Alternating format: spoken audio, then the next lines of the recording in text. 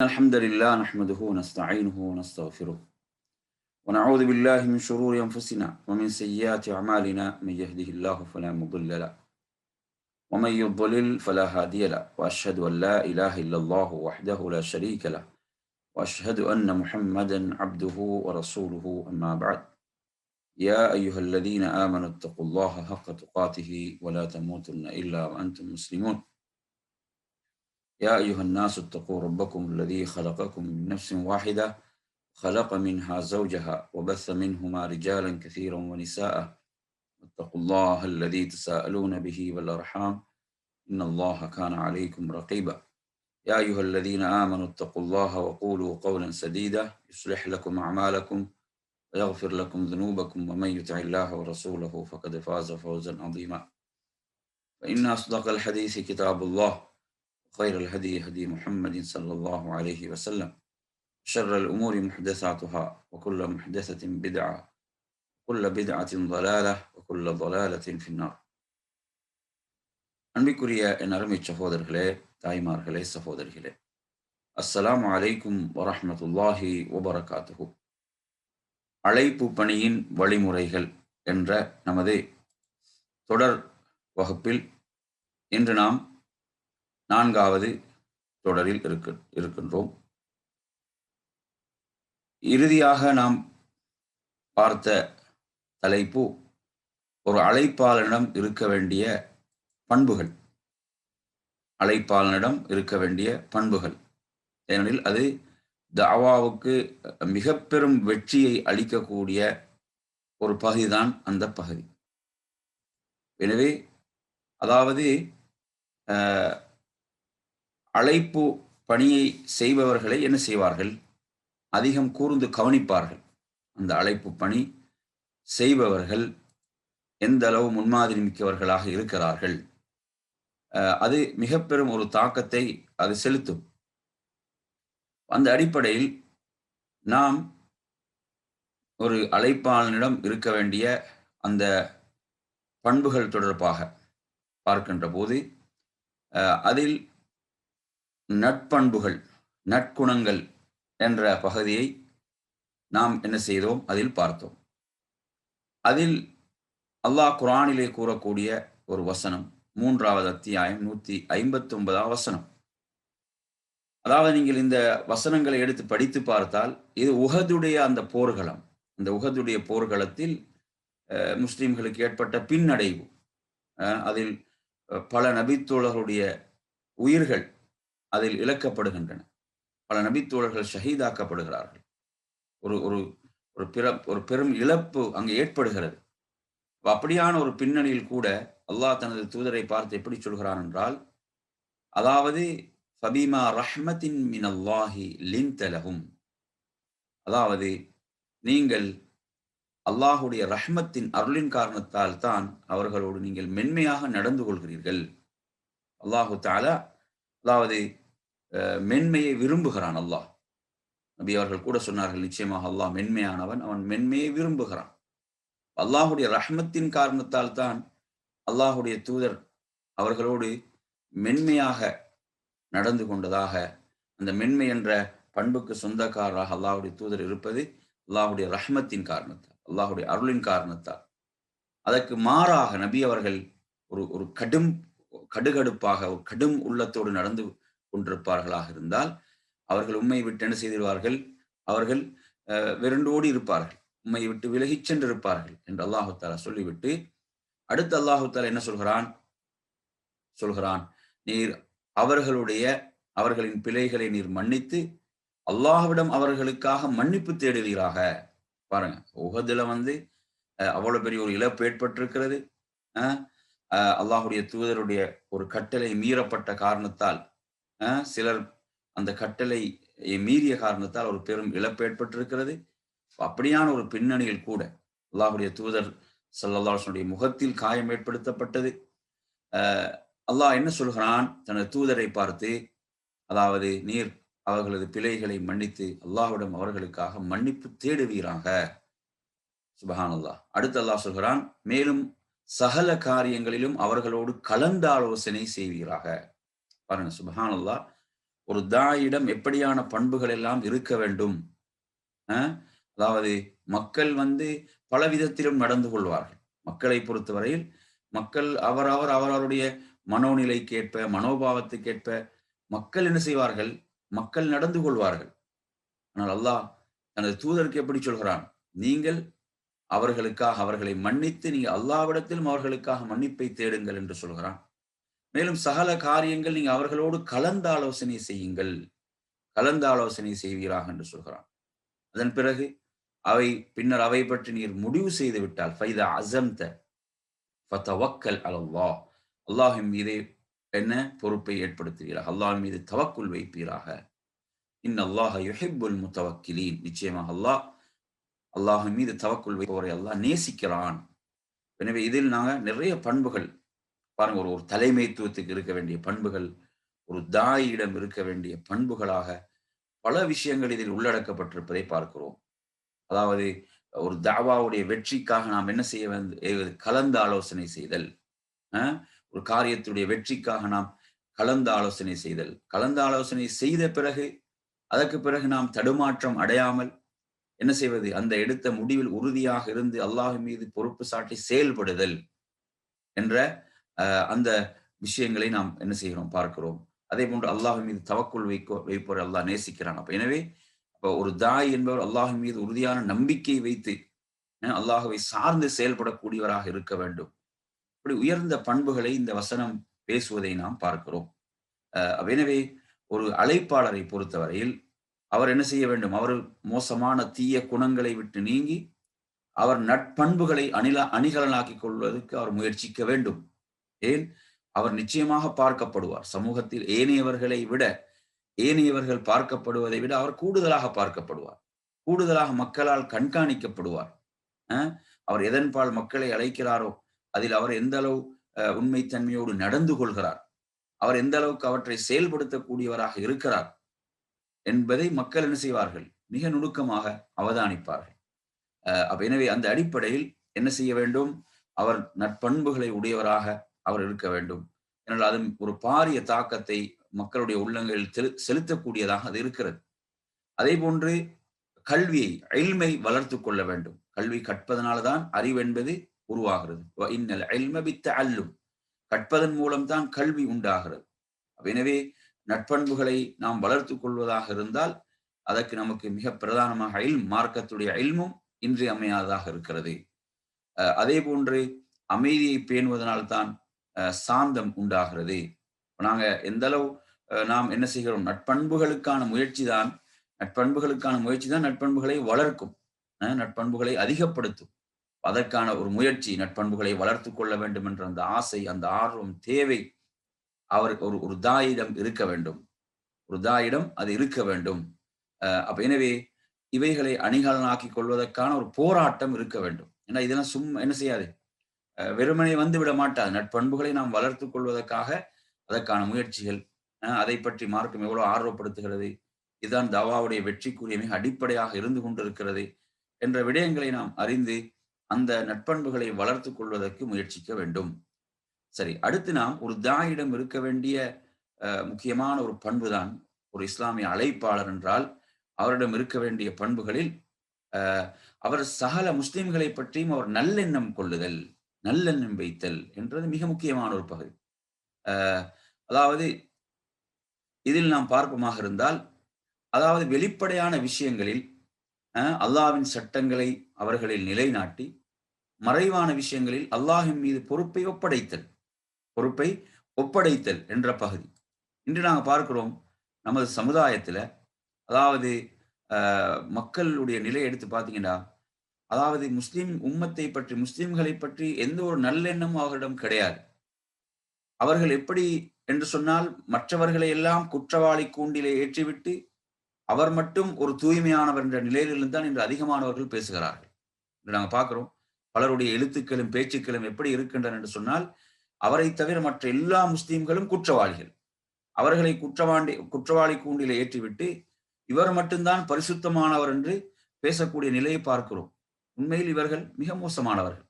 அல்லாஹ்வுடைய தூதர் சொல்கிறார்கள், எவன் ஒருவன் அதாவது முஸ்லிம்கள் அழிந்து விட்டான் என்று சொல்கிறானோ அவன் அழியட்டும் என்றாங்க ரசூலுல்லாஹ். ஏன்னா நிறைய பேர் என்ன, அதாவது முஸ்லிம்களுடைய தவறுகள் தான் காரணம், முஸ்லிம்களுடைய பிழைகள் தான் காரணம் என்று சொல்லி முஸ்லிம்களை மீது குற்றத்தை சுமத்தி யாரு தவறு இழைக்கிறார்களோ, எவர்கள் முஸ்லிம்களுக்கு எதிராக அநியாயங்களை செய்து கொண்டிருக்கிறார்களோ அவர்களுடைய அநியாயங்களை நியாயப்படுத்தக்கூடிய அமைப்பிலே பேசக்கூடியவர்கள், அவர்களுடைய அநியாயங்களை சரிகண்டு அதை நியாயப்படுத்தி பேசக்கூடிய பல முஸ்லிம்களை நாங்க பார்க்கிறோம். இது ஒரு மிகவும் ஒரு அறிவீனமான ஒரு நிலை. என் அருமையான சகோதரர்களே, தவறு என்பதை தவறு செய்வர்கள் எல்லா சமூகத்திலும் இருக்கிறார்கள். முஸ்லிம்களில் மட்டுமல்ல, அனைத்து சமுதாயங்களிலும் தவறு செய்பவர்கள் இருக்கிறார்கள். அதில் நாம் விகிதாசராப்பார் எடுத்தால் முஸ்லிம்கள் தான் குறைவாக இருப்பார்கள். ஏன்னா முஸ்லிம்கள் பின்பற்றக்கூடிய மார்க்கம், அவரிடம் காணப்படக்கூடிய நம்பிக்கைகள் என்ற அடிப்படையை நாம் பார்க்கின்ற போது, ஆனா முஸ்லிம்களை நீங்க எடுத்தீங்கன்னா முஸ்லிம்கள் எப்படி பேசுவார்கள்? தனது சமுதாயத்தையே குற்றவாளிகள் என்றும், தவறு நாங்க தான் காரணம், இதற்கு நாம் தான் காரணம். அதாவது ஒரு சிலர் காரணமாக இருக்கலாம், அதற்காக ஒட்டுமொத்த சமுதாயத்தையும் குற்றவாளிகளாக்கி பேசக்கூடிய நிலை மிக மோசமானது. என்னமோ அவர் அதாவது முஸ்லிம் சமுதாயம் மோசம் என்றால் நீயும் மோசமானவன், நீனும் அந்த சமுதாயத்தில் உள்ளவன். அவர் என்ன செய்வார்? தன்னை மட்டும் அவர் என்னமோ சமுதாயத்துக்கு செய்ய வேண்டிய கடமைகளை எல்லாம் முழுமையாக நிறைவேற்றியது போன்றும், ஏனையவர்கள் தான் தங்களுடைய பங்களிப்புகளை செய்யவில்லை என்று போன்றும், சமூகத்தில் உள்ள முக்கியமான பொறுப்புகள் உலமாக்களை, சமுதாயத்துக்கு பங்காற்றக்கூடியவர்கள் எல்லாம் விமர்சிக்கக்கூடியவர்கள், திட்டி தீர்க்கக்கூடியவர்கள், எழுதக்கூடியவர்கள், இந்த மோசமான நிலையை பார்க்கிறோம். இங்க நாங்க பேசுறது முக்கியமா என்ன? ஒரு தாய், ஒரு அழைப்பாளர். ஒரு அழைப்பாளர் என்று வரும்போது அவரு ஏனைய முஸ்லிம்களை பற்றி, இந்த பண்பு அனைத்து முஸ்லிம்களோடும் இருக்க வேண்டிய பண்பு, குறிப்பாக ஒரு தாயிடம் இந்த பண்பு கூடுதலாகவே இருக்க வேண்டும். என்ன? பிறரை பற்றி நல்லெண்ணம் வைத்தல், நல்லெண்ணம் கொள்ளுதல். அனைத்து முஸ்லிம்களை பற்றியும் ஒரு நல்லெண்ணம், இது மிக முக்கியமானது. அதாவது வெளிப்படையாக மார்க்கம் சொல்லக்கூடிய விஷயங்கள்ல அவங்களுக்கு அந்த சட்டத்தை நடைமுறைப்படுத்துறது அவர்களுடைய விஷயத்தில். அவர்களுடைய உள்ளம், அவர்களுடைய தனிப்பட்ட விஷயங்கள், மறைமுகமான விஷயங்கள் நாம் அல்லாஹ்விடம் பொறுப்பு சாட்டி விட வேண்டும். இன்று என்னவென்றால் நாங்க பார்க்கிறோம் எந்த அளவுக்கு சிலருடைய நிலை மோசமாக இருக்கிறது என்றால், சிலருடைய எண்ணங்களையும் குறை காணுகிறார்கள். எந்த அளவுக்கு என்றால், நாங்க வெளிப்படையை வைத்துதான் முடிவு செய்ய வேண்டும். ஆனால் இன்று சிலர் அதை தாண்டி எந்த அளவுக்கு போயிட்டாங்கண்டா, அவர்களுடைய அதாவது மறைவான விஷயங்கள், அவர்களுடைய அந்தரங்கம், அவருடைய உள்ளத்தையும் தீர்மானிக்கக்கூடியவர்களாக, அதற்கும் தீர்ப்பு சொல்லக்கூடியவர்களாக. எப்படி? அவங்களுடைய எண்ணம் சரியில்லை, அவர்கள் செய்யக்கூடிய செயல்ல ஒரு உள்நோக்கம் இருக்கிறது, உள்நோக்கத்தோடு செய்கிறார்கள், வேற எதையோ அவர்கள் சாதிப்பதற்கு செய்கிறார்கள் என்றெல்லாம் இப்படி மக்கள் செய்யக்கூடிய நல்ல முயற்சிகளை கூட, மக்கள் சமுதாயத்துக்காக செய்யக்கூடிய நல்ல வேலைகளை கூட குறை சொல்லி அதை இல்லாமலாக்கக்கூடியவர்கள், அவைகளை அதில் குறை கண்டு அப்படி செய்வதற்கு முன்வரக்கூடியவர்களை கூட அவர்கள் என்ன செய்வது? ஆர்வப்படுத்தாமல், அந்த ஆர்வத்தை இல்லாமலாக்கி அவர்களை அந்த நல்ல பணிகளிலிருந்தே தூரப்படுத்தக்கூடிய மோசமானவர்கள் இருக்கிறார்கள். இது நிஃபாக்குடைய பண்பு. நீங்க எடுத்து பாருங்க, அல்லாஹு தஆலா முனாஃபிக்குகளை பற்றி சொல்லும் போது எப்படி சொல்கிறான்? சஹாபாக்கள் அல்லாஹ்வுடைய தூதர் சொல்லுவாங்க, என்ன? நீங்கள் அல்லாஹ்வுடைய வழியில் போருக்காக உங்களிடம் இருக்கக்கூடிய பொருட்களை நீங்க என்ன செய்யுங்க? கொண்டு வந்து தாருங்கள், உங்களிடம் உள்ளதை கொண்டு வாருங்கள், அல்லாஹ்வுடைய வழியிலே செலவு செய்யுங்கள். என்ன செய்வாங்க? சஹாபாக்கள் கொண்டு வருவார்கள். அவங்க கூடுதலாக கொண்டு வரும் போது முனாஃபிக்குகள் சொல்வார்கள், இவர்கள் என்ன இது முஹஸ்துதிக்காக செய்கிறார்கள். என்ன சொல்லுவாங்க? இவர்கள் இது முஹஸ்துதிக்காக, இவர்களை புகழ வேண்டும் என்பதற்காக தான் இப்படி செய்கிறார்கள் என்று விமர்சிப்பார்கள். சிலர் என்ன செய்வாங்க? தங்களிடம் உள்ள சொற்பமானதை கொண்டு வருவார்கள். அவங்களோட உழைப்பின் மூலம், அவங்களோட ஹலாலான அந்த தூய்மையான உழைப்பின் மூலம், அவரிடம் இருக்கக்கூடிய குறைவானவைகள், மிக அற்பமானவைகள், அப்படியானவைகளை கொண்டு வந்து அல்லாஹ்வுடைய வழியில் அவங்க இஹ்லாஸாக நபித்தோழர்கள் அல்லாஹ்வுடைய தூதரிடம் கொடுப்பார்கள். அப்போது என்ன சொல்வார்கள்? இதில் அல்லாஹ்வுக்கு என்ன தேவை இருக்கிறது? இது ஒரு அற்பமானது என்று விமர்சிப்பார்கள். அப்ப இது நிஃபாக்குடைய முனாஃபிக்குகளின் பண்பு என்று அல்லாஹ் குர்ஆன்ல சொல்கிறான். அப்ப இந்த நிலையை நாங்க இன்னைக்கு பார்க்கிறோம். என்ன? எதை செய்தாலும் அதை ஒரு நல்ல கண் கொண்டு பார்ப்பது கிடையாது. ஒரு நல்ல கண் கொண்டு எதையும் ஒரு குறை கண் கொண்டே பார்ப்பது, எதையும் அந்த குறை கண் கொண்டே பார்க்கக்கூடிய மோசமான நிலை நாம் இன்று இருப்பதை பார்க்கிறோம். இதனால் இப்படியான இவர்கள் மிக ஆபத்தானவர்கள். ஏன்? நல்லதை செய்வதற்கு யாரையும் விட மாட்டார்கள், இவர்கள் செய்யவும் மாட்டார்கள், பிறர் செய்யும் போது அதை விடவும் மாட்டார்கள், அதை விமர்சித்து குறை கண்டு.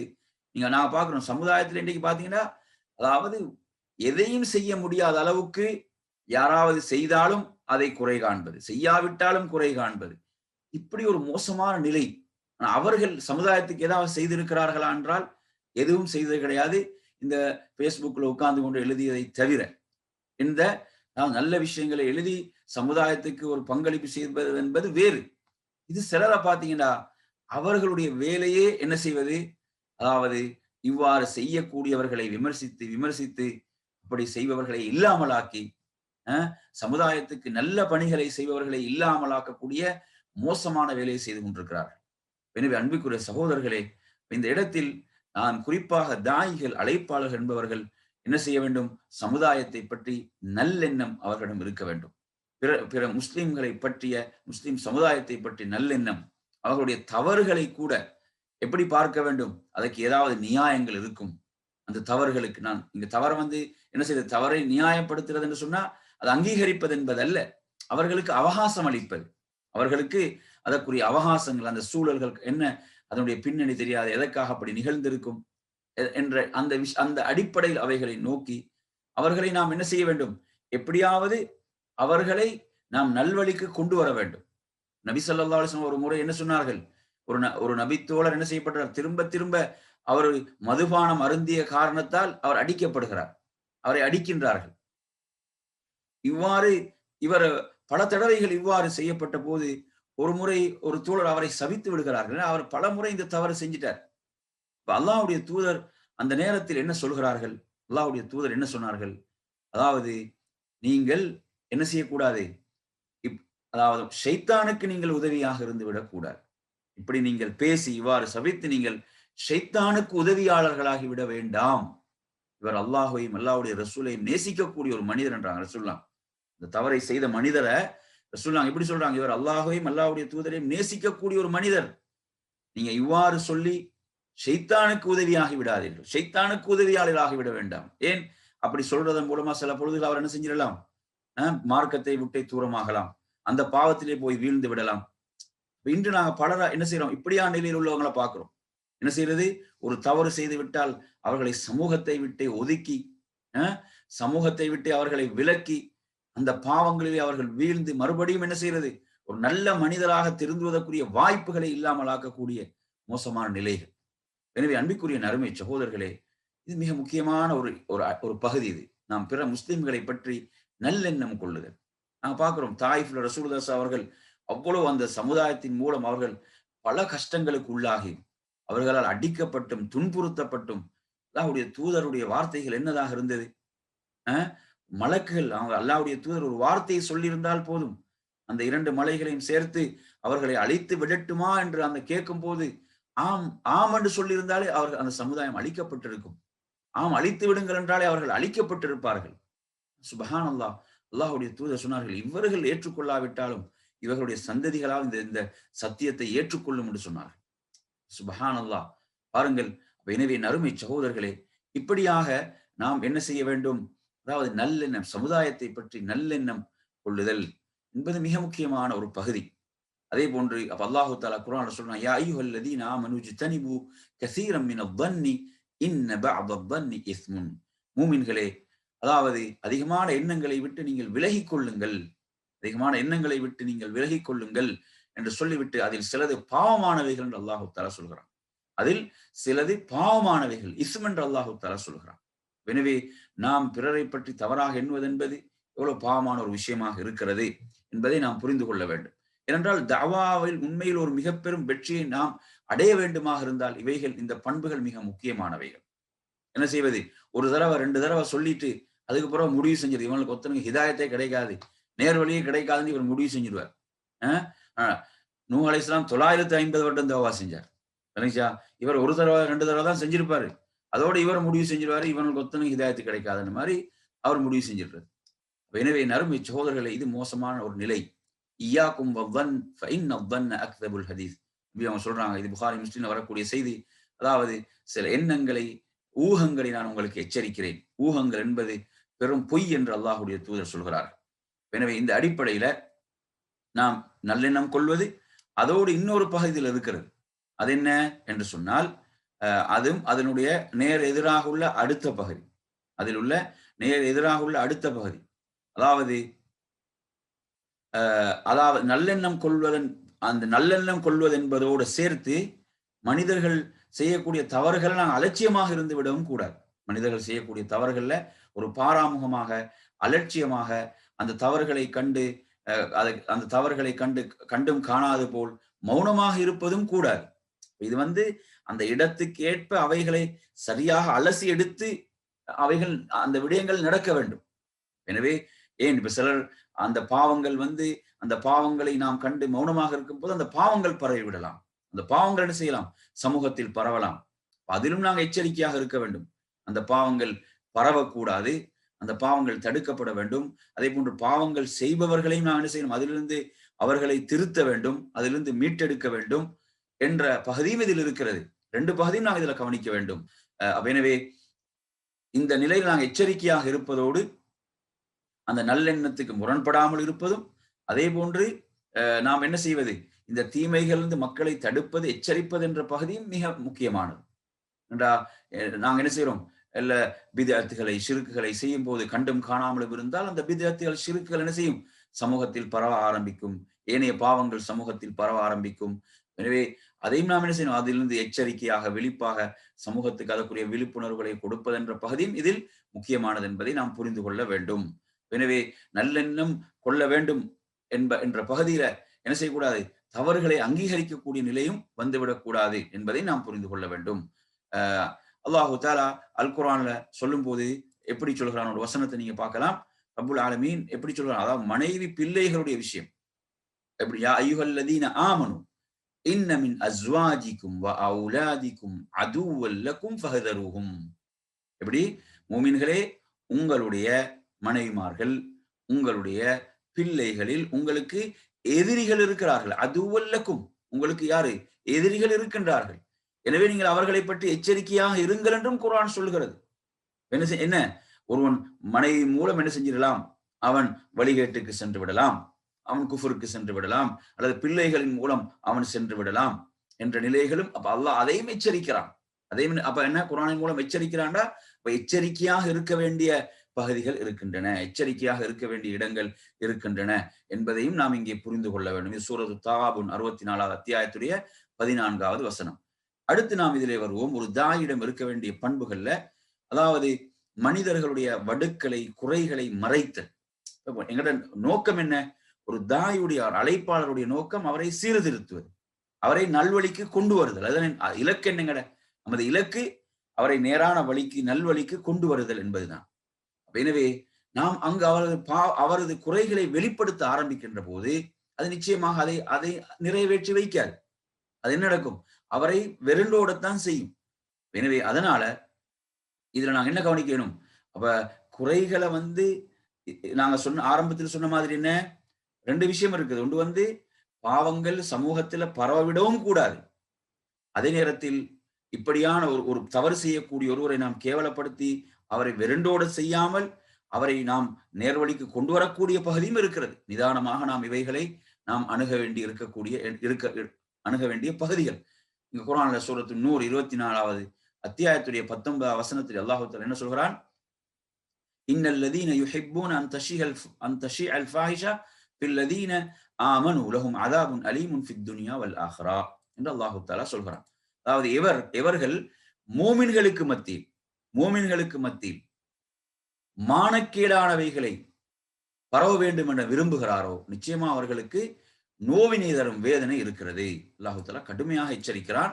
அவர்களுக்கு நோவினை தரும் வேதனை இந்த உலகத்திலும் மறுமையிலும். லஹும் அஸாபுன் அலீமுன் ஃபித் துன்யா வல் ஆখিরা. சாதாரணமானதல்ல. என்ன?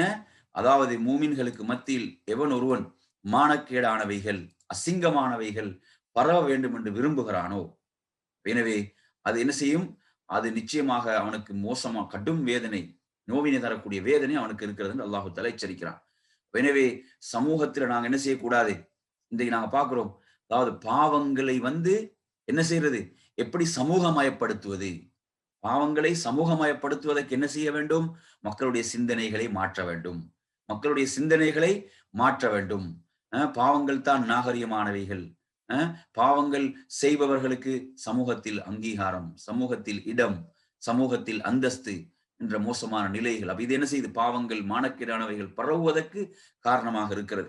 இப்ப நாங்க பார்க்கிறோம், இன்று ஒருவன் என்ன செய்யறான்? தனது பொருளாதாரத்தை அவன் இவ்வாறான ஆபாசங்கள், ஆபாசமான மோசமான மீடியாக்கள், மோசமானவைகள், இப்படியான மீடியாக்களுக்கு ஒருவன் தனது பணத்தை செலவு செய்கிறான் என்றால், இப்படியான மோசமான பேஜ்களை நடத்துகிறான் என்றால், அவன் அவனது பொருளாதாரத்தின் மூலம் இவ்வாறு கேடுகட்ட கீழ்த்தரமான இவ்வாறான பேஸ்புக் பேஜ்கள், பக்கங்களை அல்லது வாட்ஸ்அப் குழுமங்களை அல்லது வேறு வேறு பெயர்கள்ல வரக்கூடிய சமூக வலைதளங்கள் உள்ளவைகள், இவைகளை நடத்துகிறான் என்றால் அவனுக்கு கடுமையான எச்சரிக்கை இந்த வசனத்திலே இருக்கிறது. எவன் முஸ்லிம்களுக்கு மத்தியில், ஒரு முஸ்லிம் குடும்பத்தில், முஸ்லிம் சமுதாயத்தில் மானக்கேடானவைகளை பரப்ப வேண்டும் என்று விரும்புகிறானோ அவனுக்கு நோவினை தரும் வேதனை ஈருலகிலும் இருக்கிறது என்று அல்லாஹ் எச்சரிக்கிறான். எனவே நறுமையான சகோதரர்களே, நாம் குறைகளை மறைத்தல் என்ற பகுதியில என்ன, இந்த பகுதியும் கவனிக்கப்பட வேண்டும். மானக்கேடானவைகளை பரப்புவது என்பது கடுமையாக என்ன செய்யப்படுகிறது? எச்சரிக்கப்படுகிறது. அதே நேரத்தில் இதுல நாங்க மற்றொரு செய்தியை இங்கே பதிவு செய்கிறார்கள். அல்லாஹுடைய தூதர் ஸல்லல்லாஹு அலைஹி வஸல்லம் அவர்கள் குறிப்பிட்டார்கள். அதாவது லா யஸ்துரு அப்துன் அப்தன் ஃபித் துன்யா இல்லா சத்தரஹு அல்லாஹு யௌமல் கியாமா. ஒரு அடியான் இன்னொரு அடியானுடைய குறைகளை இவ்வுலகில் மறைப்பானாக இருந்தால் அல்லாஹ் கியாமத்துடைய நாளில் அவனது குறைகளை மறைக்காமல் இருப்பதில்லை. எனவே குறைகள் என்று சொல்லும் போது ஒரு மனிதனுடைய தனிப்பட்ட வாழ்க்கையோடு உள்ள குறைகள், அவைகள் நாங்கள் என்ன செய்யறது? பகிரங்கப்படுத்துவதில் எந்த நன்மையும் கிடையாது. எந்த ஒன்றையும் நாம் அடைந்து கொள்ளப் போவதில்லை.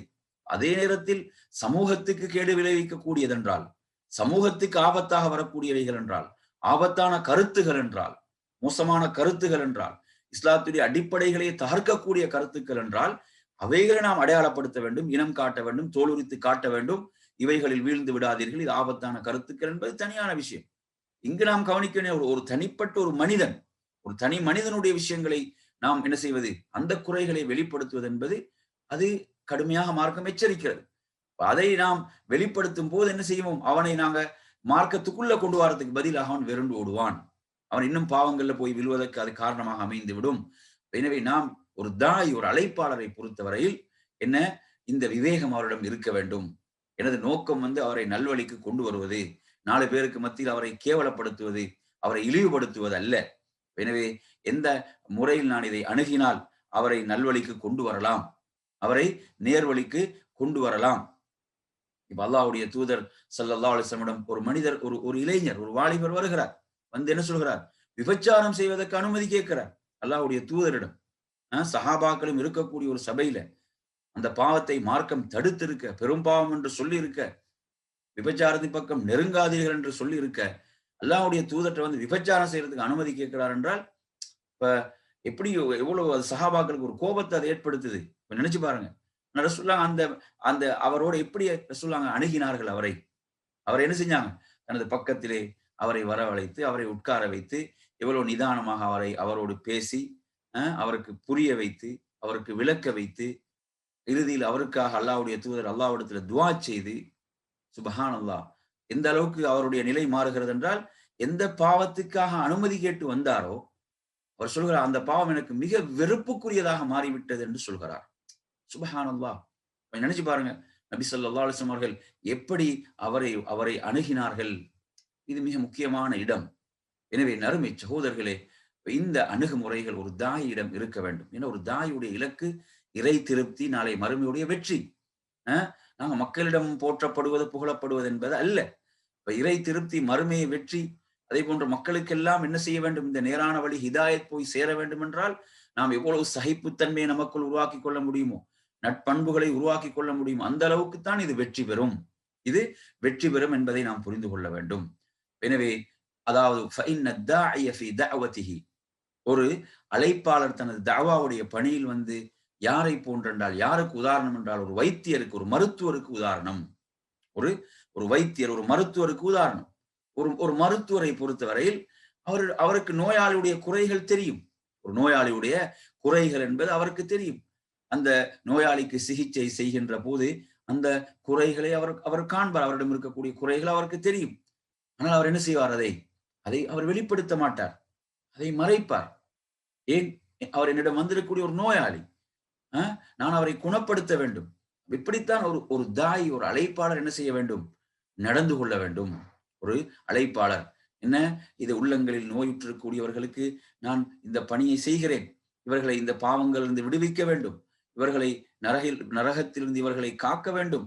அதற்காக நான் இந்த பணியை மேற்கொள்ளும் போது என்ன, மிகவும் சகிப்புத்தன்மையோடும் அதே போன்று அவர்களுக்குரிய அந்தஸ்தை வழங்கியும் நாம் அதை செய்ய வேண்டும் என்ற ஒரு பரந்த ஒரு ஒரு மனோபக்குவம் ஒரு தாயிடம் இருக்க வேண்டும். அடுத்த அருமையான சகோதரர்களே, இதில் கவனிக்க வேண்டிய ஒரு தாயிடம் இருக்க வேண்டிய பண்புகள்ல இது மிக முக்கியமான ஒரு பண்பு. என்ன பண்பு அதென்று சொன்னால், அதாவது மக்களோடு சேர்ந்திருக்கக்கூடியது சிறந்ததாக இருந்தால் மக்களோடு சேர்ந்திருத்தல், மக்களை விட்டு விலகி இருப்பது சிறந்ததாக இருந்தால் விலகி பிரிந்திருத்தல் என்ற பகுதி. இப்ப நாங்க மக்களுக்கு தான் தாவா செய்ய வேண்டும், மக்களுக்கு தான் அழைப்பு பணி செய்ய வேண்டும். எனவே மக்களுக்கு நாம் அழைப்பு பணி செய்கின்ற போது மக்களோடு தான் இருக்க வேண்டும். மக்களோடு இருக்க வேண்டிய நாம் சில நேரங்கள்ல மக்களை விட்டு விலகி இருப்பதுதான் பொருத்தமாக இருக்கிறதா, அப்போது நாம் விலகி இருக்க வேண்டும் என்ற பகுதி. இது மிக முக்கியமான ஒரு பகுதி. எனவே இதை நாங்க மிக முக்கியமாக விளங்க வேண்டும். அல்லாஹு தஆலா அல் குர்ஆன்ல சொல்லும் போது எப்படி சொல்கிறான், இதை நீங்க 6வது அத்தியாயம் 68வது வசனமாக நீங்க பார்க்கலாம். وَإِذَا رَأَيْتَ الَّذِينَ يَخُوضُونَ فِي آيَاتِنَا فَأَعْرِضْ عَنْهُمْ حَتَّى يَخُوضُوا فِي حَدِيثٍ غَيْرِهِ. அல்லாஹ் தனது தூதரை பார்த்து எப்படி சொல்கிறான், நபி, நம் வசனங்களை பற்றி வீண் விவாதம் செய்து கொண்டிருப்போரை நீங்கள் கண்டால் அவர்கள் அதை விட்டு வேறு விஷயங்களில் கவனம் செலுத்தும் வரை நீங்கள் அவர்களை புறக்கணித்து விடுங்கள். நாங்க என்ன செஞ்சிடக்கூடாது, அதாவது சில சபைகள் அது நமக்கு பொருத்தமில்லாத சபைகளாக இருக்கும். அந்த சபைகள் என்ன, அல்லாஹ்வுடைய தீன் மார்க்கம் பரிகசிக்கப்படக்கூடிய சபைகள், அங்கு எமது வார்த்தைகளுக்கு எந்த மரியாதையும் இருக்காது என்று சொன்னால், எமது வார்த்தைகளுக்கு அங்கு எந்த செல்வாக்கும் இருக்காதென்றால் அந்த சபைகளை நாம் புறக்கணிக்க வேண்டும்.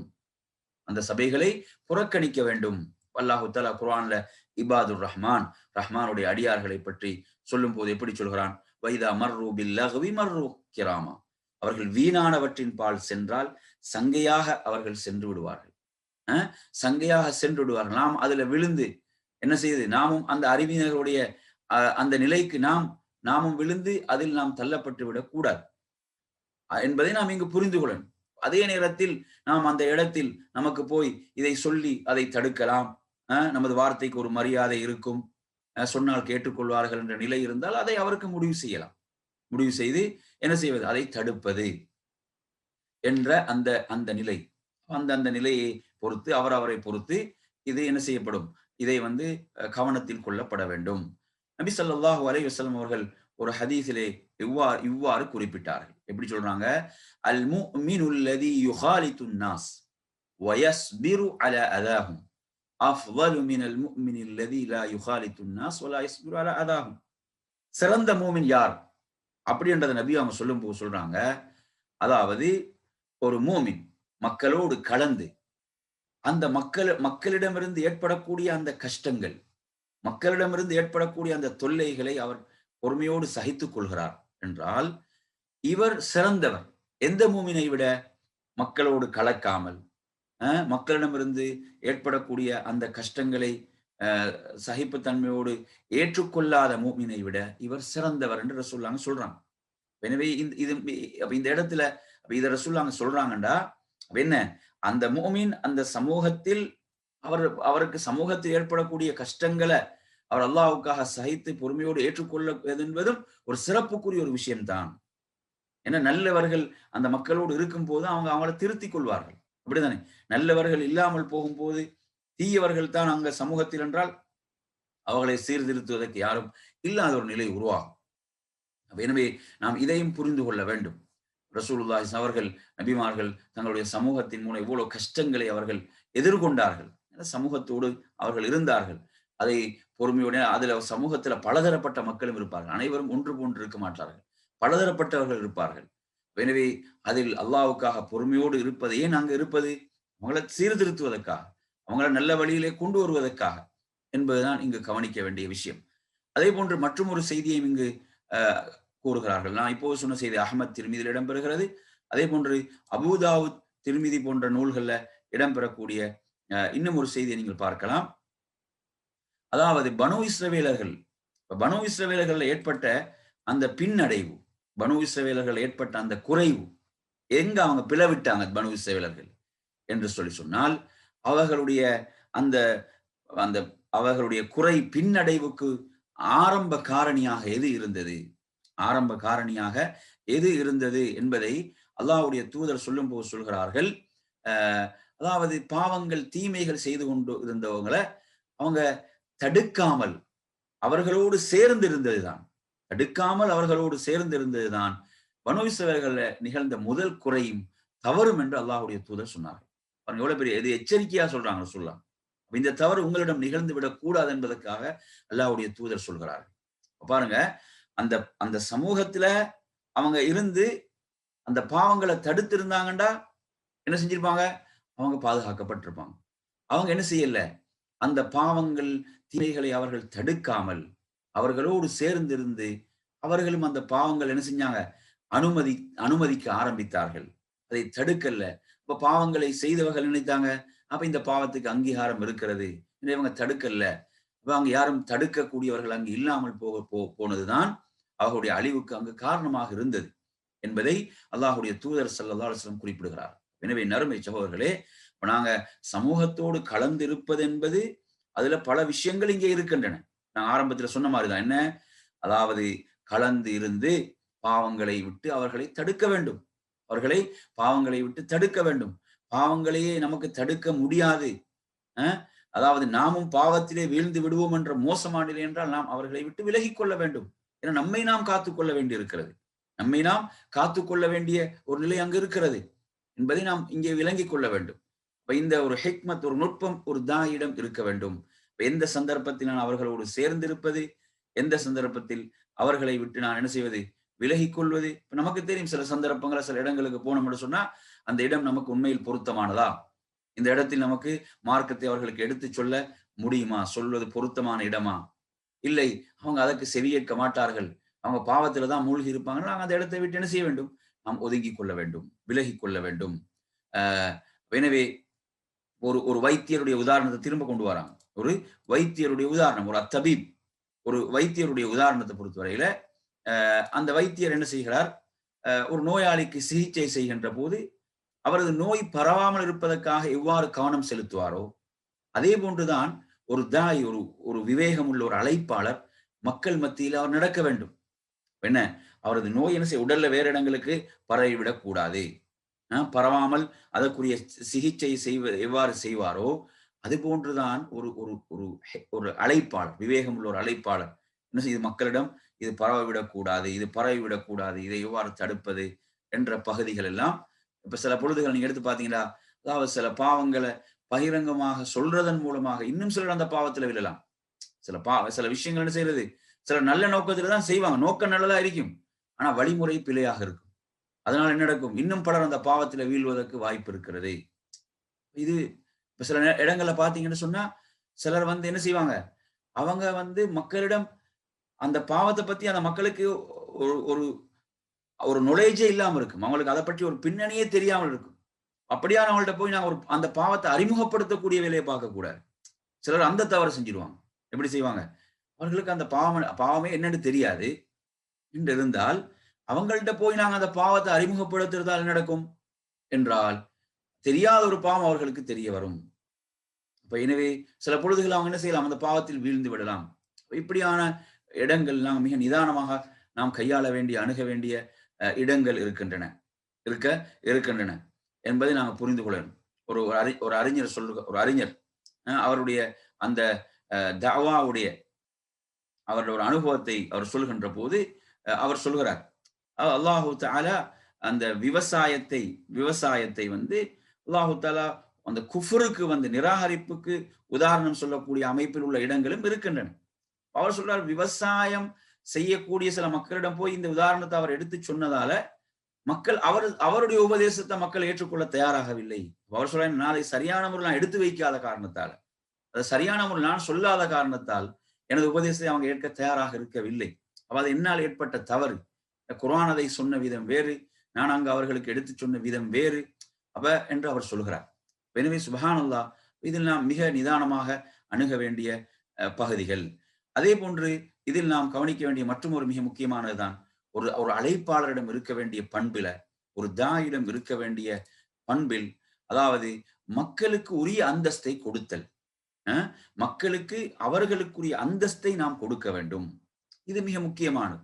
நாங்க அவருக்குரிய அந்தஸ்தை கொடுக்காமல், ஒருவருக்கு கொடுக்க வேண்டிய அந்தஸ்தை நாம் கொடுக்கவில்லை என்றால், இப்ப நான் சொன்ன உதாரணம் அதற்கு எடுத்துக்கொள்ளலாம். அந்த அந்தஸ்தை கொடுக்கவில்லை என்றால், அவர்கள் நிச்சயமாக நம்மிடமிருந்து அவங்க செவியேற்க தயாராக மாட்டார்கள். நம்மிடமிருந்து செவியேற்க மாட்டார்கள்.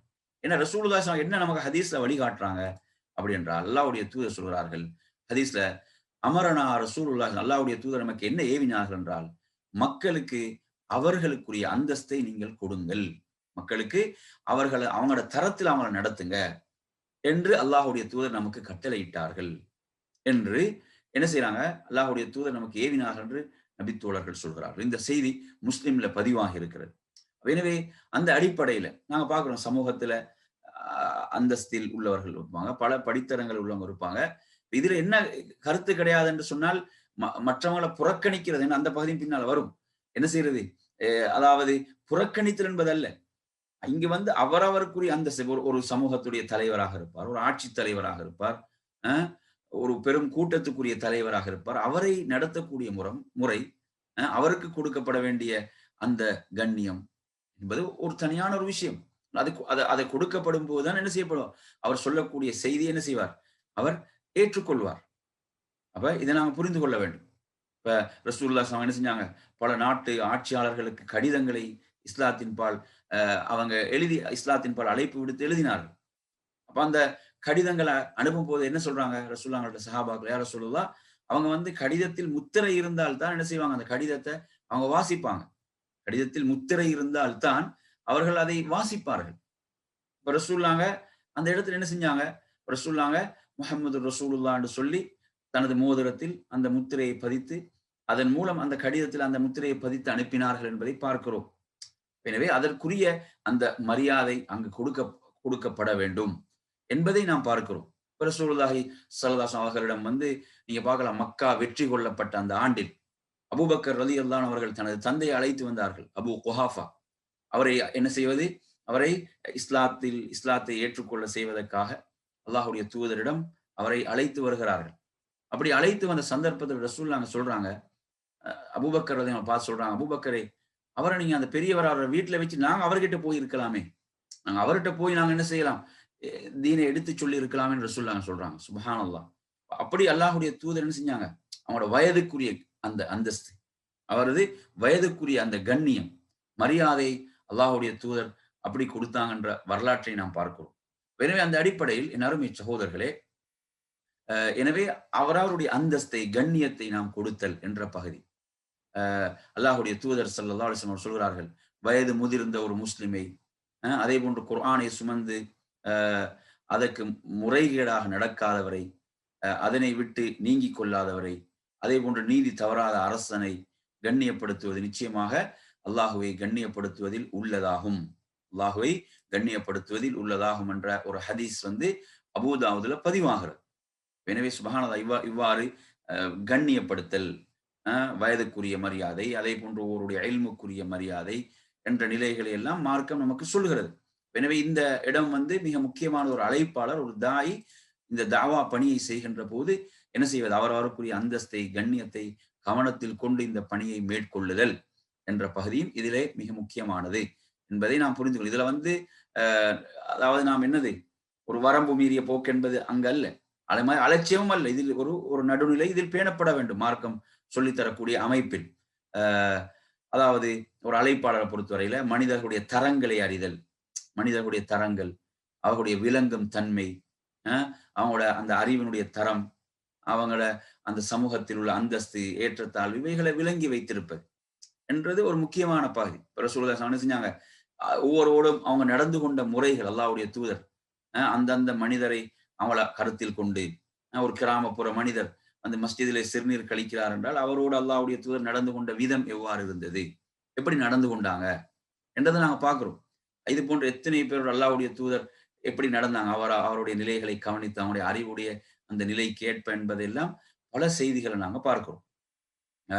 அதே போன்ற நறுமையான சகோதரர்களே, ஒரு அழைப்பாளர், ஒரு தாயிடம் இருக்க வேண்டிய பண்புகளில், ஒரு தாயிடம் இருக்க வேண்டிய பண்புகள்ல, அதாவது ஏனைய அழைப்பாளர்கள், இஸ்லாமிய ஏனைய அழைப்பாளர்கள், தாவா களத்திலே உள்ளவர்கள், தாவா களத்திலே உள்ள ஏனைய அழைப்பாளர்களோடு கலந்து ஆலோசனை செய்தல், அவங்களோடு கலந்து ஆலோசனை செய்தல், ஒருவருக்கு ஒருவர் என்ன செய்வது, உதவி செய்து கொள்ளுதல்.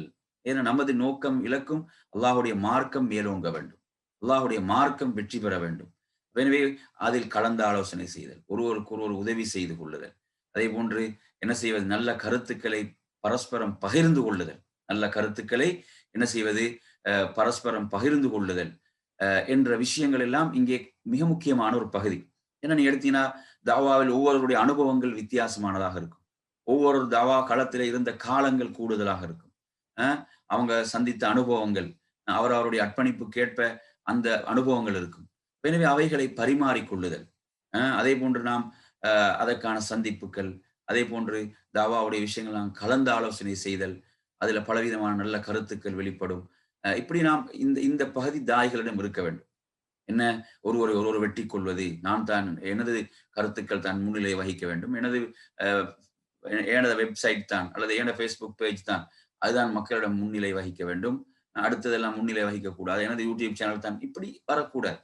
தாவாவுடைய நோக்கம் என்ன, அதாவது நாம் இந்த களத்திலே உள்ளவர்கள் ஒருவருக்கு உதவி செய்து கொள்ளக்கூடியவர்களாக, நமது நோக்கம், நமது இஹ்லாஸ், இந்த இஹ்லாஸை பாதிக்கக்கூடிய விஷயங்கள்ல நாங்கள் மிக கவனமாக இருக்க வேண்டும், மிக எச்சரிக்கையாக இருக்க வேண்டும். நமது நோக்கம் நாளை மறுமையுடைய வெற்றி என்றால் நாம் இஹ்லாஸை பாதிக்கக்கூடிய விஷயங்கள்ல போய் வீழ்ந்து விடக்கூடாது. அப்ப இது மிக முக்கியமான ஒரு பகுதி. தாய்களுக்கு மத்தியில் அப்படி ஒரு நிலை இல்லை என்றால், அழைப்பாளர்களுக்கு மத்தியில் அது ஒரு மிகப்பெரிய ஒரு கவலையான விஷயம். அல்லாஹ் குர்ஆன்ல எப்படி சொல்கிறான், அதாவது தஆவனு அலல் பிர்ரி வத்தக்வா வலா தஆவனு அலல் இஸ்மி வல் உத்வான், நீங்கள் நன்மையிலும் இறைச்சத்திலும் ஒருவருக்கு ஒருவர் உதவியாக இருங்கள், பாவத்திலும் பகைமும் நீங்கள் ஒருவருக்கு ஒருவர் உதவியாக இருக்காதீர்கள் என்று அல்லாஹு தஆலா அல்லாஹ் கூறுகிறான். எனவே நறுமையான சகோதரர்களே, அப்ப இது போன்ற ஒரு ஒரு ஒரு தாயிடம் இந்த பண்புகள் இருக்க வேண்டும். என்ன, அதாவது இந்த தவாவுடைய களத்தில் உள்ளவர்கள், இந்த பணியில் உள்ளவர்களோடு நாம் என்ன செய்வது, ஒன்றாக களத்தில் நாம் பணியாற்றல், நமது கருத்துக்களை பரிமாறிக்கொள்ளுதல், கலந்து ஆலோசனை செய்தல், நாம் ஒருவருக்கு ஒரு உதவியாக இருத்தல் என்ற பகுதிகள், இது மிக முக்கியமானது என்பதையும் இங்கு அடையாளப்படுத்துகிறார்கள். நபி ஸல்லல்லாஹு அலைஹி வஸல்லம் கூறினார்கள், என்ன ஹதீஸ், அத்தீனு அன் நசீஹா, தீன் என்பது என்ன செய்வது, நல்லுபதேசமாகும், பிறருக்கு நன்மையை நாடுவது, உண்மையோடு நடத்தல், நல்லுபதேசம், இதுதான் அத்தீன், அத்தீனு அன் நசீஹா. அப்போது நபித்தோழர் கேட்கிறார்கள், யாருக்கு என்று கேட்கும் போது, லில்லாஹி, அல்லாஹ்வுக்கு, அதே போன்று அவனது வழி கிதாபிஹி, அவனது வேதத்துக்கு, வழி ரசூலி, அவனது தூதருக்கு, வழி ஐம்மத்தில் முஸ்லிமீன், முஸ்லிம் தலைவர்களுக்கு, அதே போன்று ஆம்மத்தில் முஸ்லிமீன், முஸ்லிம் பொதுமக்களுக்கு எல்லாம் நன்மையை நாட வேண்டும், நல்லதை நாட வேண்டும். இன்னைக்கு நிறைய பேர் நல்லதை நாடுறோம் என்ன செய்யலாம், சமூகத்துக்கே அநியாயம் செஞ்சு கொண்டிருக்கிறான். அவர் நல்லதை நாடுற மாதிரி நினைக்கிறாரு, நன்மையை நாடுவது போன்று பெரும் பாதிப்பை சமூகத்துக்கு செஞ்சு கொண்டிருக்கிறான். இவர்களுடைய விஷயம் நாங்கள் எச்சரிக்கையாக இருக்க வேண்டும். உண்மையில் சமுதாயத்துக்கு நன்மையை நாடக்கூடியவன் என்ன செய்ய வேண்டும், சமுதாயத்துக்கு நன்மையை செய்ய வேண்டுமே தவிர சமுதாயத்தை காட்டி கொடுக்கக்கூடிய, சமுதாயத்தை இழிவுபடுத்தக்கூடிய, கேவலப்படுத்தக்கூடிய ஒரு நிலை, அப்படி எழுதுவதையெல்லாம் பெருமையாக நினைக்கிறார்கள். ஆனா அவனும் அதை அந்த சமுதாயத்தை சேர்ந்த ஒருவன் என்பதை அவன் மறந்து விடுகிறான். எனவே இந்த செய்தி முஸ்லிம்ல பதிவாகிறது. அப்ப இப்படியான பண்புகள், எனவே இவ்வாறான மிக முக்கியமான பண்புகள் இங்கே அடையாளப்படுத்தப்பட்டன. ஒரு தாயிடம் இந்த பண்புகளை ஒரு தாய் வளர்த்து கொள்வது என்பது இந்த தாவா பணி வெற்றி அளிப்பதற்கு, மக்களுடைய உள்ளங்களை வேகமாக அவைகள் சென்றடைவதற்கு இது மிக வழிவகுக்கும். நாங்க அல்லாஹுடைய தூதருடைய வாழ்வில், நபித்துவருடைய வாழ்வில் இந்த தாவா என்பது ஒரு குறுகிய காலத்தில் ஒரு பாரிய வெற்றி ஏற்படுவதற்கு எது மிக பிரதானமாக இருந்தது என்று நாங்கள் பார்ப்போமாக இருந்தால், அவரிடம் காணப்பட்ட நம்பகத்தன்மை, உண்மை, வாய்மை, நற்குணங்கள், அவருடைய வார்த்தைகள் அவங்களுடைய செயல்களுக்கு முரண்படாமை, இப்படி நாங்கள் பல விஷயங்கள் அடுக்கிக் கொண்டே போகலாம். அவைகள் தான் அந்த வெற்றியின் பின்னால் இருந்தது என்பதை நாம் பார்க்கிறோம். எனவே இன்றைய வகுப்பை நாம் இத்தோடு என்ன செய்வோம், நிறைவு செய்வோம். நாளைய வகுப்பில் நாம் பார்ப்போம் இதனுடைய இரண்டாவது தூண், தாவாவுடைய 3 தூண்கள். அந்த 3 தூண்கள் நாம் முதல் தூணாக சொன்னோம் அத்தாஇயா, ஒரு அழைப்பாளர். அப்ப அந்த அழைப்பாளர் என்ற தூணை நாம் இன்னும் இதுவரை அதை பற்றியுள்ள செய்திகளை பார்த்தோம். நாளைய வகுப்பில் இன்ஷா அல்லாஹ் அதனுடைய இரண்டாவது தூண் என்ன, அதை பற்றியும் அதில் உள்ள விஷயங்களையும் பார்ப்போம். இத்தோடு நாம் இந்த பகுதியை நிறைவு செய்து கொள்வோம். அடுத்ததாக நமது துஆவுடைய பகுதி. துஆவுடைய பகுதியில் நாம் படித்த துஆக்கள்ல நேற்று நாங்க இறுதியாக நேற்று இல்ல, அதாவது கடைசியா நாங்க பார்த்த வகுப்புல மஸ்ஜிதுக்குள் நுழையும் போதும் வெளியேறும் போதும் ஓதும் துஆக்களை பார்த்தோம். மஸ்ஜிதுக்குள் நுழையும் போது அல்லாஹும்ம இஃப்தஹ் லி அப்வாப ரஹ்மதிக், அதேபோன்று மஸ்ஜிதிலிருந்து வெளியேறும் போது அல்லாஹும்ம இன்னி அஸ்அலுக மின் ஃபضலிக், 56 57 ஆகிய துஆக்களாக. மஸ்ஜிதுக்குள் நுழையும் போது அல்லாஹும்ம இஃப்தஹ் லி அப்வாப ரஹ்மதிக், அல்லாஹ் உனது அருள் வாயில்களை எனக்கு திறந்து விடுவாயாக. அதேபோன்று மஸ்ஜிதிலிருந்து வெளியேறும் போது அல்லாஹும்ம இன்னி அஸ்அலுக மின் ஃபضலிக், யா அல்லாஹ் உனது கிருபையிலிருந்து நான் உன்னிடம் கேட்கிறேன் என்ற அந்த துஆவை நாம் படித்தோம். இன்று நாம் பார்ப்போம் 58வது துஆ. இந்த துஆவை பொறுத்தவரையில இந்த துஆ வந்து ஒரு மரணித்தவர், ஒரு மூமின், ஒரு முஸ்லீம், ஒரு மூமின் மரணித்து விடுகிறார். இதுல தலைப்பு பெரும்பாலும் எப்படி போடுறாங்க, நிறைய பேர் வந்து அவருடைய கண்களை கசக்கி மூடும் போது இவ்வாறு ஓத வேண்டும் அப்படின்னு சொல்லி போடுறாங்க. ஆனா பொதுவாக என்ன செய்யலாம், இதை ஒரு மரணித்தவருக்காக ஓதலாம். உதாரணமாக கண்களை கசக்கி மூடிவிடக்கூடிய வேலையை ஒருத்தர் தான் செய்வார், எல்லாரும் செய்ய மாட்டாங்களே, ஒருத்தர் தான் அந்த வேலையை செய்வாங்க. மற்றவங்களும் அந்த ஜனாசாவை என்ன செய்யறாங்க, அந்த ஜனாசாவை அந்த வீட்டுக்கு போறாங்க, அந்த ஜனாசா வைக்கப்பட்டிருக்கிறது, அந்த ஜனாசாவை பார்க்கிறாங்க என்றும் போது இந்த துவாவை ஓதலாம், இந்த துவாவை ஓதலாம் என்பதை நாம் புரிந்து கொள்ள வேண்டும். இந்த துவாவை பொறுத்தவரையில இது நீங்க பாருங்க, இது முஸ்லீம்ல 1678வது செய்தி. இது எப்படி வருது, அல்லாஹும்ம அக்ஃபிர் லி அபி சலமா என்றுதான் வருது, ஹதீஸ்ல வாசமில் வருது. அந்த அபி சலமா என்ற இடத்துல நீங்க எடுத்து ஒரு டேஷ் மாதிரி போட்டிருக்கிற இந்த இடத்துல, ஏன்னா இந்த இடத்துல நாங்க என்ன செய்யலாம், அந்த குறிப்பிட்டவருடைய பேரை நாம் இதிலே சேர்த்துக் கொள்ளலாம். உதாரணமாக மரணித்தவர்கள் வந்து அப்துல் ரஹ்மான் என்றால் அல்லாஹும்ம அக்ஃபிர் லி அப்துல் ரஹ்மான் நாங்க பேரை அந்த பேரை சேர்த்துக் கொள்றோம். அவரது பேர் அப்துல்லாவா, அல்லாஹும்ம அக்ஃபிர் லி அப்துல்லா என்று நாங்க அந்த பேரை சேர்த்துக் கொள்றோம். இப்படி நாங்க என்ன செய்யறோம், அந்த இடத்துல அந்த பேரை நாங்க சேர்த்துக் கொள்ளலாம்.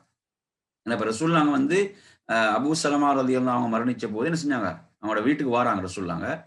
அப்படி வந்து ரசூல்லாங்க வாராங்க. அப்ப இந்த செய்தி யார் அறிவிக்கிறாங்க, உம்மு சலமா ரலியல்லாஹு அன்ஹா தான் அறிவிக்கிறாங்க.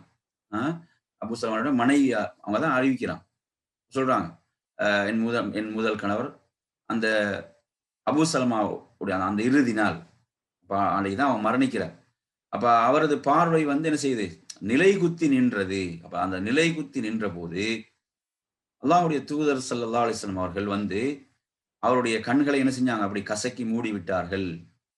கசக்கி மூடிட்டு ரசூலுல்லாஹ் சொல்றாங்க, என்ன சொல்றாங்க, பிறகு வந்து சொல்றாங்க, உயிர் கைப்பற்றப்படும் போது பார்வை அதை பின்தொடர்கிறது என்று கூறினார்கள்.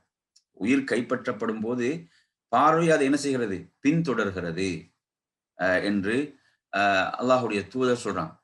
சுப்ஹானல்லாஹ். இப்ப நாங்க எமது உடல்ல அந்த ரூஹை நாங்க என்ன செய்ய முடியாது, அந்த ரூஹை நாம் பார்க்க முடியாது, அந்த ரூஹை நாம் பார்க்க முடியாது.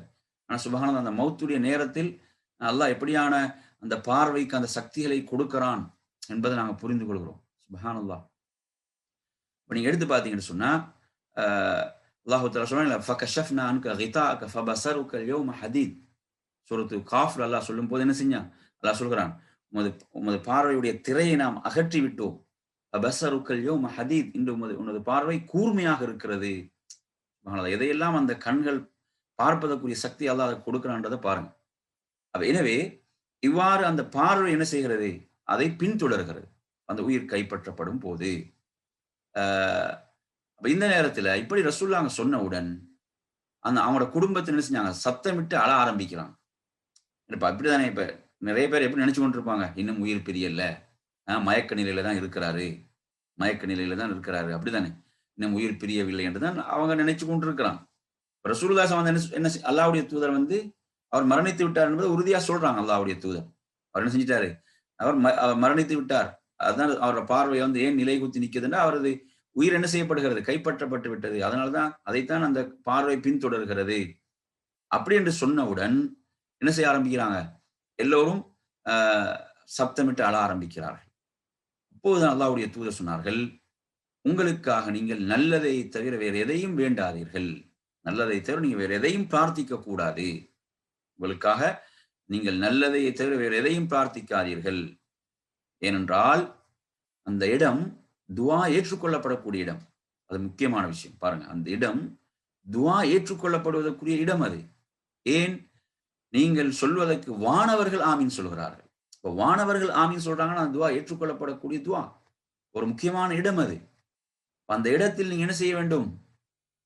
நல்லதை சொல்ல வேண்டும். மரணித்தவருக்காக நல்லதை நீங்கள் பிரார்த்திக்க வேண்டும். நன்மையை பிரார்த்திக்க வேண்டும் என்பதை ரசூலுல்லாஹ் அந்த இடத்துல சொல்லிவிட்டு தான் இந்த துஆ ஓதினாங்க.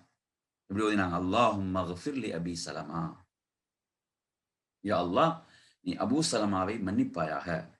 இவர் யார்? இவரு அதாவது ஹபஷாவுடைய ஹிஜ்ரத்தை மேற்கொண்ட ஒரு நபித்துவம். இவங்களோட அபூ சலமா, உம்மு சலமா அவர்கள். அதேபோல மதீனாவுடைய ஹிஜ்ரத்தை மேற்கொண்டவர்கள். அப்ப எப்படி சொல்றாங்க? அபூ சலமாவை மன்னிப்பாயாக. வர்ஃப தரஜதஹு, அவரது அந்தஸ்தை, பதவியை உயர்த்துவாயாக. எப்படி? ஃபில் மஹ்தியீன் என்றால் நல்வழி பெற்றவர்களிடம், நேர்வழி பெற்றவர்களிடையே அவரது அந்தஸ்தை உயர்த்துவாயாக. வஹுலுஃப்ஹு ஃபி அகிபிஹி ஃபில் காபிரீன், அவருக்கு பிறகு எஞ்சியிருப்போருக்கு அவரை விட சிறந்த துணையை வழங்குவாயாக. இது மிக முக்கியமான துவா. இப்போ ஒருத்தர் மரணிச்சுட்டா அவங்களோட மனைவிக்கு என்ன ஆகுமோ, பிள்ளைகளுக்கு என்ன ஆகுமோ, யாரும் பார்க்க மாட்டாங்களோ, கைவிடப்படுவாங்களோ என்ற பல விதமான கேள்விகள் எல்லாம் வரும். எனவே இந்த துவா மிக முக்கியமானது. வஹுலுஃப்ஹு ஃபி அகிபிஹி ஃபில் காபிரீன், அவருக்கு பிறகு எஞ்சி இருப்போருக்கு அவரை விட சிறந்த துணையை நீ வழங்குவாயாக. வஃபிர் லனா வலஹு யா ரப்பல் ஆலமீன். பாருங்க சொல்லுங்க எப்படி கேக்குறாங்க. அதாவது எம்மை மன்னிப்பாயாக. வஃபிர் லனா, எம்மையும் வலஹு, அவரையும் மன்னிப்பாயாக. யா ரப்பல் ஆலமீன், அகிலங்களின் இரட்சகனே, அகிலங்களின் அதிபதியே, எங்களுக்கும் அவருக்கும் நீ மன்னிப்பருள்வாயாக. அடுத்தது கேட்கிறாங்க, வஃப்ஸஹ் லஹு ஃபி கப்ரிஹி, அவரது கபரை, மண்ணறையை விசாலமாக்குவாயாக. வனவ்விர் லஹு ஃபீஹி, அதில் அவருக்கு பிரகாசத்தை கொடுப்பாயாக, பிரகாசத்தை ஏற்படுத்துவாயாக. சுப்ஹானல்லாஹ், இவ்வளவு அற்புதமான ஒரு துஆ. இந்த இந்த இடத்தில் கேட்க வேண்டிய ஒரு துஆ இது. இப்ப சுப்ஹானல்லாஹ், இப்ப நாம் நிறைய பேர் இந்த துஆவை கேட்கறது இல்லை. நிறைய பேருக்கு இந்த துஆ மரணமும் கிடையாது. ஆனா இந்த துஆ மரணம் விட்டுக் கொள்ள வேண்டிய ஒரு துஆ. அதே போல நாங்க ஒரு ஜனாசா வீட்டுக்கு போறோம், ஜனாசா வைக்கப்பட்டிருக்கிறது, நாம் இந்த துஆவை என்ன செய்வது? ஓதி நாங்க பொதுவா அல்லாஹ் மக்ஃபிர் லஹு வர்ஹம்ஹு ஓதுறோம். ஆனா இந்த துஆ பல முக்கியமான செய்திகளை உள்ளடக்கி இருக்கிறது. பல முக்கியமான செய்திகளை உள்ளடக்கி ஒரு துஆவாக இருக்கிறது. பாருங்க, ரசூலுல்லாஹ் வந்து நீங்க என்ன, நீங்க சொல்வதற்கு மலக்குகள் ஆமீன் சொல்கிறார்கள் என்று சொல்லிட்டு அழகான முறையில் துஆவையும் கற்றுக் கொடுத்தாங்க. அது அழகான முறையில் துஆவையும் கற்றுக் கொடுத்தார்கள். இப்படி கேளுங்க என்பதையும் சொல்லிக் கொடுக்குறாங்க. சுப்ஹானல்லாஹ். எனவே இந்த துஆல அப்ப அல்லாஹும்ம ஃகிஃபிர் என்று அதுக்கு பிறகு நீங்க என்ன செய்யுங்க? யாரோ மரணித்தவருடைய பேரை நீங்க சேர்த்துக் கொள்ளலாம். சேர்த்துக்கொண்டு அதுக்கு பிறகு வர்ஃபஅ தரஜதஹு ஃபில் மஹ்தியீன் வஹுலுஃபு ஃபி அகிபிஹி ஃபில் காபிரீன் வஃகிஃபிர் லனா வலஹு யா ரப்பல் ஆலமீன் வஸ்ஸஹ்ல ஃபி கப்ரிஹி வனவ்விர் லஹு ஃபீஹி. ஒரு பெண் மையத்தாக இருந்தால் என்ன? வர்ஃபஅ தரஜதஹா ஃபில் மஹ்தியீன் ஃபஹுலுஃபுஹா ஃபி அகிபிஹா ஃபில் காபிரீன் வஃகிஃபிர் லனா வலஹா யா ரப்பல் ஆலமீன் வஸ்ஸஹ்ல ஃபி கப்ரிஹா வனவ்விர் லஹா ஃபீஹி என்று சொல்லி இவ்வாறு அந்த நாங்க ஹூ என்றது ஹாவாக ஆக்கி அவ்வாறு ஓதலாம்.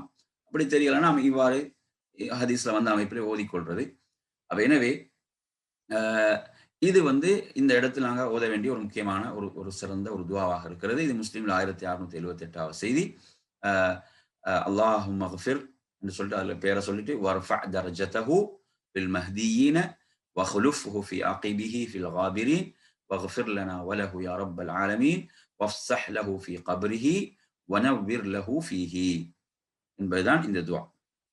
எனவே இதை நாங்கள் என்ன செய்யறது? இந்த துஆவை நாம் மரணமிட்டுக் கொள்ளுதல். எனவே இன்றைய வகுப்பை நாம் இத்தோடு என்ன செய்து கொள்வோம், நிறைவு செய்து கொள்வோம். அல்லாஹ் உங்கள் அனைவர்களுக்கும் அருள் செய்ய போதுமானவன்.